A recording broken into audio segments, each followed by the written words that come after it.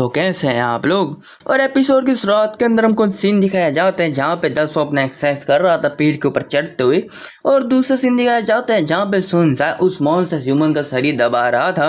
और तभी हमें बताया जाता है कि वहीं पे एक कोने में हमारी जो एंसेस्टर थी वो यहाँ पे ना एक मून के एकदम शैडो के अंदर यहाँ पे अपने सितार को बजा रही थी।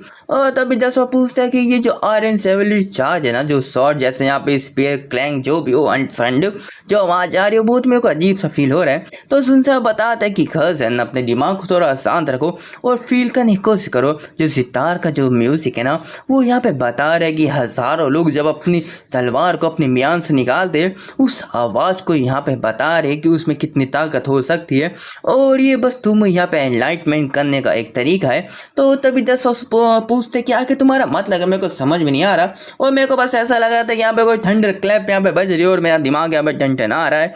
और तभी यहीं पे उनकी बातों के साथ में हमारा जो सुनसा है ना यहाँ पे उसके एंसेस्टर के पास में गया होता है, और एंसेस्टर से पूछते कि सीनियर आखिर क्या आप मेरे लिए एक चीज़ बता सकते हैं। तो एंसेस्टर बोलते कि देखो मेरा नाम है जो मैं तुम्हें बता देती हूँ, और मेरे को यहाँ पे सीनियर मत बोला करो, मेरे को ऐसा लगता है कि मैं कोई यहाँ पे बहुत ही ज़्यादा उम्र वाली यहाँ पे की औरत हूँ, तो ऐसा मत बोला करो। तो सुनसा बोलता है ठीक है, तो आखिरकार क्या आप मेरे को बता सकते हैं कि मेरे जो फादर ना वो किस तरह के इंसान थे। तो तभी हम देखते कि जो एंसेस्टर ना अपने जो सितार को बजाना बंद कर देती है, और तभी वो ना एक दूसरे को घूर रहे होते हैं। वो तभी बहुत ज़्यादा तेज से बोल देती है कि वो एक बहुत ही ज़्यादा अच्छे फाइटर थे। और सुनसा सोचते कि आखिर ये किस तरह का यहाँ पे जवाब है, मेरे को समझ में नहीं आ रहा। और तभी दूसरा लाइन बोलते एकदम खुश होते हुए कि वो बहुत ही एरोगेंट नीच तरह के एक इंसान थे। और सुनसा सोचते कि आखिर ये मेरे को कोई यहाँ पे पॉजिटिव इमेज तो मेरे को लग नहीं रही कि आखिर मेरे को बता क्या रहे हैं। और तभी वो आगे बताती कि देखो जहाँ तक की बात है कि जो सिचुएशन है तुम्हारे फादर की है वो मैं तुम्हें सही से बता नहीं सकती, क्योंकि जो तुम्हारे सबसे करीब लोग हैं वो भी तुम्हें बताने से भी रोक रहे अपने आप को, तो आखिर मेरे पास भी कोई हक नहीं तुम्हें बताने के लिए। तो तुम उनसे सोचते कि मेरे सबसे करीब लोग क्या ये मेरे ग्रैंडपा की बात कर रहे हैं। और हमें दूसरा सीन दिखाया जाता है ना जहाँ पे एक जगह पे हर जगह आग लगी रहती है। और तभी हमारा जो एंसेस्टर होता है शायद से इसका नाम 17 है, और बोलते हैं कि क्या मैं तुम्हें एक चीज़ बताता हूँ, ये जो पोएम जो बोल रहा है मेरे को समझ में नहीं आया कैसे, पर बताया जाता है अंधेरी रातों में जब यहाँ पे रोशनी चमकती है। और आखिर क्या था आगे मैं भूल गया। तो अपने जो छोटे भाई से या बोलूं जो 18वें एंसेस्टर से पूछते कि आखिर आगे क्या था।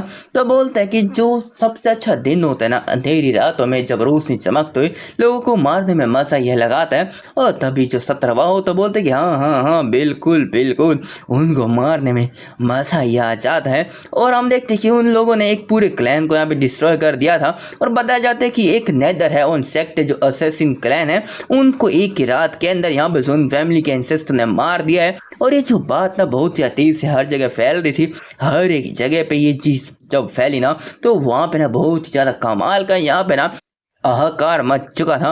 और तभी एक जो मेड ना यहाँ पे प्रिंसेस प्रिंसेस चिल्ला तो यहाँ पे मिंगो के पास में आती है और बोलती कि प्रिंसेस क्या आपने यहाँ पे न्यूज़ सुना जो एनाइलेट कर दिया गया है सुन फैमिली के द्वारा यहाँ पे नेदर हेवन सेक्ट को। और तभी जो मिंगो यहाँ पे परेशान हुए बोलती कि ये बस एक वार्निंग है सुन फैमिली के द्वारा हमारे पियानो डिवाइन डायनेस्टी को कि अपनी औकात में रहो, हमें यहाँ पे ऑफेंड करने की दोबारा कोशिश मत करना। और यहाँ पे जो मिंगो सोचती कि पर फिर भी है आखिर मैं क्या कर सकती हूँ अब। और तभी उसके सामने ना यहाँ पे हमारी जो यहाँ पे चिड़िया भी आ चुकी रहती है और बोलती कि एल्डर प्रिंसेस आके तुम कैसी थी। और उसे इतनी ज़्यादा जल्दी आई इतनी जल्दी इतनी अचानक से आई हुई देख के ना वो बहुत ही तेज से चिल्ला दी होती है, उसको थप्पड़ मार दी होती है। और यहाँ पे हमारी जो मुर्गी होती है यहाँ पे जो बंदरिया होती है वो बोलती कि मेरे को लगता है मैंने कुछ ज़्यादा ही कर दिया था, पर आगे तुम कैसे अपने पति के साथ में ऐसा कर सकती हो। तो जो मिंगो तो बोलती है आखिर तुम क्या बोल रहे हो, तुम मेरी कोई पति नहीं हो। और जानते की बात है हमारे डिवाइन डायनेस्टी ने तुमको यहाँ पे एक्नॉलेज नहीं कर रखा तुम्हारे स्टेटस को। तो बोलती ठीक है ठीक है ठीक है, तो मैं तुम्हें ज़्यादा पुश भी नहीं करना चाहती हूँ। और हाँ यहाँ पे जो मेरे को एक चीज़ पता चली है चैन के बारे में, अगर तुम इंटरेस्टेड हो, अगर तुम्हें इस चीज़ को सुनने में थोड़ा मज़ा आए तो मैं तुम्हें बता देता हूँ। तो तभी यहाँ पे ना मिंगो सोचती कि आखिर बोलना क्या चाहती है और पूछती कि आखिर बात बात क्या है, तो बताती कि कुछ समय पहले ना जब हम यहाँ पे अपनी जो फ्यूनिस स्पीड के ऊपर जा रहे थे ना अपने घर के लिए, तो हम तभी देखते कि वहाँ पे ना अचानक से कहीं जगह पे धुएं निकल रहे होते, बहुत ही ज़्यादा बदबू आ रही होती है लाशों की।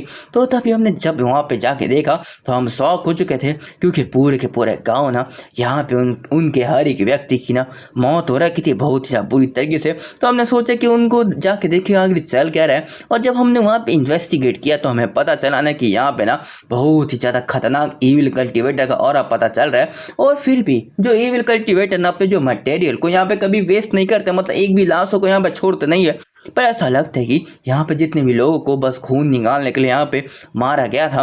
और तभी उसका जो भाई होता बोलते कि आखिर हम क्या करिए, पियानो डिवाइन डायनेस्टी के बिजनेस है तो हमारे पास ऐसा कुछ करने की कोई वजह भी नहीं है, तो हमको बस यहाँ से जाना चाहिए।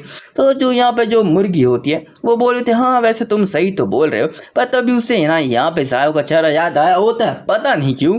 तो तभी वो बोलती कि नहीं नहीं रुको, हमें कम से कम ना उनको ये बता देना चाहिए कि उनके जो लोगों के साथ में ऐसा क्यों हो रहा है। तो उसका भाई बोलता है ठीक है जब तुमने बोला तो। पर तभी ना उसके भाई की नज़र एक जगह पहुंचती है और वो देखता नहीं कि एक दीवार के ऊपर 3 क्लॉ का निशान होता है। उस टेक्निक को देख कर पहचान चुका रहता है कि ये जो मूव था ना उसी बच्चे का था। और तभी उस बात को सुन के ना ये जो मिंगू बहुत ही ज़्यादा पगला चुके रहते, बोलते कि ये तो इम्पॉसिबल है, अगर जायोजन ऐसा क्यों करना चाहेगा, और वो कभी भी ऐसा नहीं करेगा, वो बहुत ही ज़्यादा अच्छा इंसान है।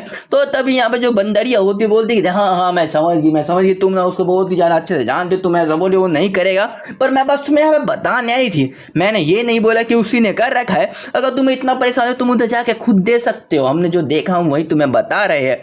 तो तभी बोलती है वैसे भी मैं बस तुम्हें इन्फॉर्म करने, ऐसी भी बात नहीं कि मेरे लोग यहाँ पे मर रहे हैं और वैसे वो तुम्हारे लोग मर रहे हैं, तो मेरे को कोई प्रॉब्लम होने वाली नहीं है, तो मैं बस यहाँ पे जा रही हूँ। पर तभी वो जो मिंगू उसको रोक ली होती है, बोलती कि एक सेकंड रुक जाओ, क्या सच में यहाँ पे जायो चैन ने उनको मारा है? मेरा जो जायो चैन ना कभी भी किसी इनोसेंट पर्सन को मारने वाला नहीं है जब तक कि वो सच में गिल्टी ना हो। तो तभी हम देखते मिंगा के बता रही होती कि और मैं खुद जाके यहाँ पे देखना चाहती हूँ कि आखिर चल क्या रहा है। और हम देखते हैं इसी चीज़ के साथ में हमारा जो चैप्टर खत्म हो जाता है। और मैं आशा करता हूँ कि तुम लोगों को जो वीडियो पसंद आई होगी। तो बाय बाय दोस्तों।